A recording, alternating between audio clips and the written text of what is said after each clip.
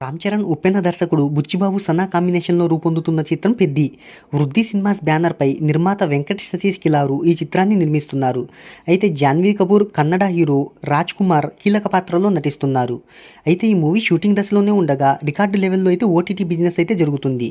ఇక ఈ movie OTT business ఇతర వివరాల్లో ఒకసారి చూసుకున్నట్టయితే తెలుగు, హిందీ, తమిళ, మలయాళ, కన్నడ భాషల్లో రూపొందుతున్న ఈ సినిమాలో హిందీ నటుడు దివ్యేందు శర్మ, జగపతి బాబు, ఉపేంద్ర లిమాయే, కృతి శెట్టి, జాన్ విజయ్, చమ్మక్ చంద్ర, దయానంద్ రెడ్డి తదితరులు నటిస్తున్నారు.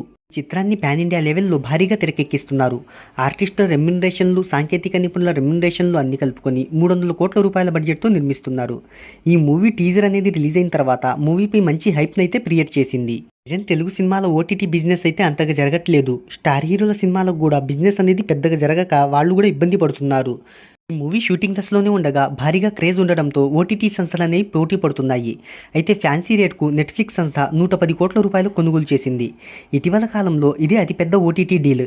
విశ్వంబర, ఇతర భారీ బడ్జెట్ చిత్రాలు సినిమా పూర్తయ్యే దశలో ఉన్న వాటికి ఓటీటీ బిజినెస్ అనేది జరగలేదని ట్రేడ్ వర్గాలు అభిప్రాయపడుతున్నాయి. ఈ మూవీ నాన్ థియేటికల్ రైట్స్ 250 కోట్ల రూపాయలకు బిజినెస్ జరిగింది. ఇక రిలీజ్కి ముందే భారీ లాభాలను సొంతం చేసుకోవడంతో పాటు ట్రేబుల్ ప్రాఫిట్తో రిలీజ్ అవుతుందని ట్రేడ్ వర్గాలు స్పష్టం చేస్తున్నాయి.